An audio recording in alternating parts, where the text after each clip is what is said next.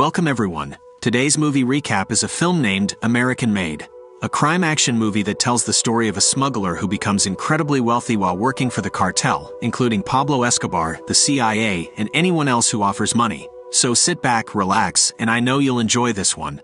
Based on a true story. The movie begins in 1978 where Barry Seal works as a pilot for Trans World Airlines. He is flying a plane while his co-pilot is asleep. He wants to be annoying, and as everyone is knocked out, he takes off the autopilot and starts thrashing the accelerator and shaking the yoke or steering wheel, making everyone wake up.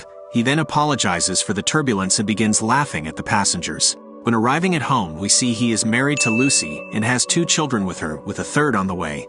While at a lounge one night, Barry is found by a man saying his name is Monty Schaefer.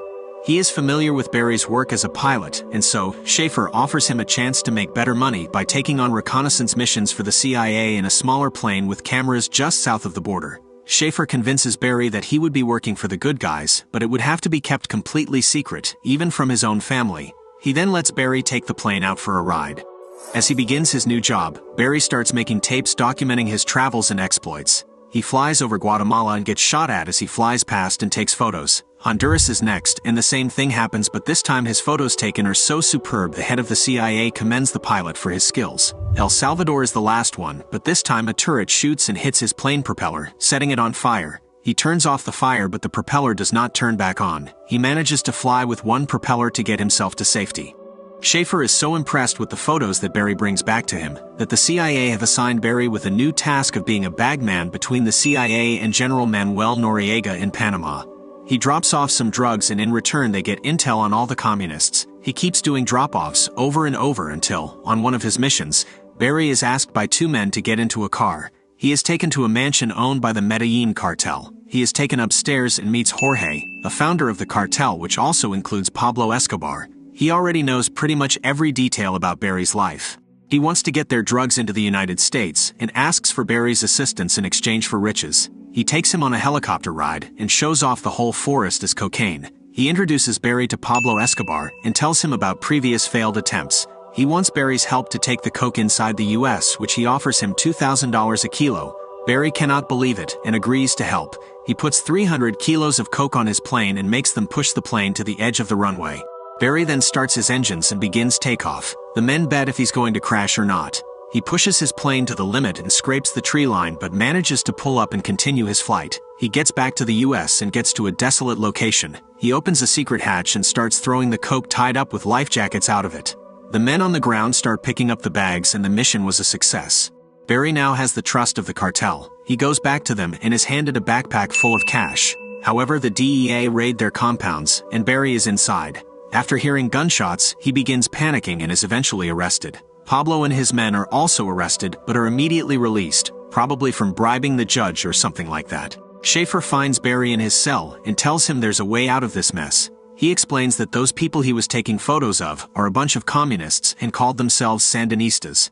They managed to get themselves together and take control of a place called Nicaragua. It was the first successful revolution in Central America, and so, they wanted Barry to help the Nicaragua freedom fighters to fight against the communists. As the American population was scared of another Vietnam-like war, they didn't let the politicians have their way, so to supply the freedom fighters with guns and whatever else is necessary, they have instructed Barry to do this. He agrees to help and is told his house will be raided. Barry urges Lucy and the kids to pack up their things so they can move. Despite Lucy's questioning, Barry insists he cannot tell her a thing, leading her to lose trust in him. The SEALs move to Mena, Arkansas. Barry is taken to an airport by Schaefer and is told, "Is all yours, including everything between here and your house. Almost 2,000 acres. He cannot believe it. I own all this? This whole airport? The planes and equipment are also his. He is then given a map that has the locations of each law enforcement agency and where they watch. He now knows exactly how to get around each agency undetected. He is even given his cash back from the Colombians and accepts his assignment. He goes home to his wife who is complaining about there being no washing machine or anything at all. He starts throwing cash around and shows her the bag of money. He mentions that he is working for the CIA. He begins with his first flight to meet with the Contras, but it ends with them robbing his stuff instead of taking the guns. Barry calls Schaefer and tells him they are more interested in his boots than guns. He goes for another meeting, but this time he finds Jorge and is happy to see a familiar face. The cartel then make an agreement with him. Barry loads up the guns in Mina. Using Schaefer's intel, he'd bypass any law enforcement and go to Medellin and hand the guns to the cartel. He then picks up coke, goes to Panama to refill under the protection of his old friend that got a promotion and is a general. He'd get a cut as well. On the way back, he'd dump the coke in the swamps of Louisiana. The operation got so big he needed help. Barry gets 4 other men to help him on his trips when he realizes the workload is too much for one guy to pull off. They fly separate planes on their missions and are all buddies of Barry. Schaefer then asks Barry to bring back some of the Contras to the US for the CIA's newly established training base. They set it up on Barry's land, and upon arrival, some of the men run away. Barry's business grows so much that he gets more guns to send, bring back more people, take photos and get intel while delivering coke on the way. He needs to launder the money, so he starts opening up storefronts and he starts to contribute to the community and provide even more for his family while also shamelessly indulging in his wealth and setting up the entire town with a crazy cash flow. He has so much cash everywhere, he doesn't know what the hell to do with it or hide it. Eventually, the SEALs are visited by Lucy's freeloading brother, JB. Barry is not fond of him, and Lucy tells JB to get a job, so Barry sets him up working at the airport. JB ends up taking some money that Barry was hiding in the hangar, using it to buy himself a new car and to pick up a girl. The DEA starts catching on and notices planes slipping through the border. They start going after the pilots, but the planes have more fuel than the newer fancy jets and therefore more airtime, leading them to get away. The FBI have also investigated the financials of the entire town of Mina and realizes that money is gushing through it. Back in Mina, Barry is taken by the bank owner and is shown a vault that has been made exclusively for Barry. How about that? The same FBI agent decides to take a tour in Mina. He looks around and sees proper institutes, payphones, and everyone is driving around with damn expensive cars. Later on, while on a mission, Barry is being followed by the DEA and decides to intentionally crash land his plane. He loses a significant amount of coke, but he manages to get away. Meanwhile, the cartel runs into trouble when Pablo Escobar decides to declare war on the government of Colombia. This results in the cartel getting kicked out of Colombia. The only available spot to hand over the coke is Nicaragua. Barry meets with them to sort out the issues.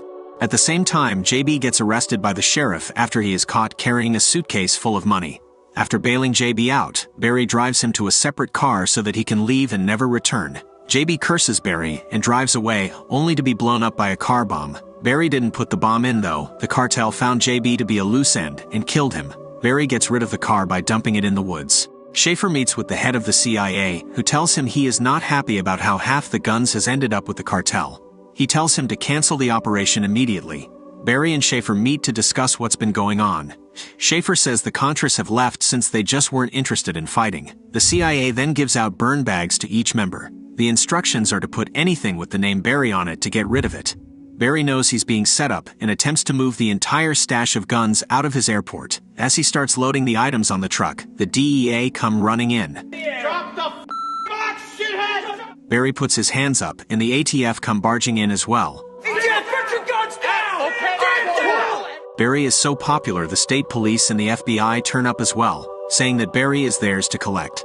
All 4 law enforcement agencies walk Barry into the office of the state attorney general. I'm Dana Sabota, State Attorney General. She is hell-bent on getting Barry locked up with the keys thrown away. She then gets an urgent call from the governor. She clears out the room, and as they all wait outside, Barry offers them a Cadillac for their troubles of bringing him there. I'll get each and every one of you a caddy. They laugh at him, but when Dana Sabota comes out and tells the state trooper to release him, all the agencies complain, but they can't do a damn thing about it. Barry is then escorted by 2 men into a car. He doesn't know what the hell is going on, and as 2 more people jump in, they pull up to the White House gates. Barry cannot believe what he is seeing, but is sat down inside the White House. He is escorted into a meeting where the head of the DEA wants to end the Medellin cartel, while the colonel wants to prove that the communists in Central America are involved in the drug trade. They then have a private sit-down with Barry, where they tell him to keep dealing with the cartel for the sake of his country. He agrees and begins working for the White House. He has been given the task under Ronald Reagan's administration to gather dirt on the Sandinistas, all of whom are believed to be drug traffickers. They set up cameras in a plane for Barry to get photos as proof, but his co-pilot tells him that if the cartel finds the cameras, they're dead. Barry then starts making his way to the cartel. Once he lands, both him and his co-pilot are scared to death from an army awaiting them on the airstrip. When they lower the gates, they are forced to their knees from the guns being pointed at them. Barry tells them that Pablo Escobar is his friend, but they don't listen. They search the plane while Jorge comes to the scene. Barry relaxes to a familiar face, but Jorge orders the man to kill Barry.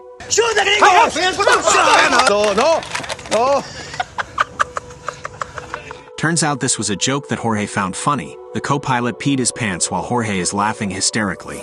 Barry sees Pablo and still has his trust. They immediately start loading the coke onto the plane. The co-pilot was snapping the best photos of the leader of the communists, Pablo and Jorge. Barry is seen smiling as he is getting away with all of it. The White House later releases the photos as propaganda, and Barry is seen in the photos. He is told that they were not supposed to be released to the public until after the cartel members were caught. The DEA then immediately go through Barry's house and take all the cash and gold that they can find. Lucy takes the kids back to their old home in Louisiana while Barry is stuck in court. Sibota was not giving up on getting Barry prosecuted. Though the judge convicts Barry to only 1,000 hours of community service, Sibota is not happy with that outcome but is silenced. This Mickey Mouse tap dancing bullshit. Sibota, I Sorry. will hold you in contempt. Barry moves from hotel to hotel each night, knowing that he is being looked for. On one such night, he is approached in his car by hitmen sent by Pablo Escobar, and he is subsequently murdered. The final scenes of the movie show that Schaefer got promoted after suggesting they get the Iranians to arm the Contras. The last scene is reporters asking the politicians if they were involved in the conspiracy between the Contras and the US, as they smirk to the question. Thank you for watching until the end. Make sure to hit the like button or the dislike button twice if you didn't enjoy it. See you on the next one.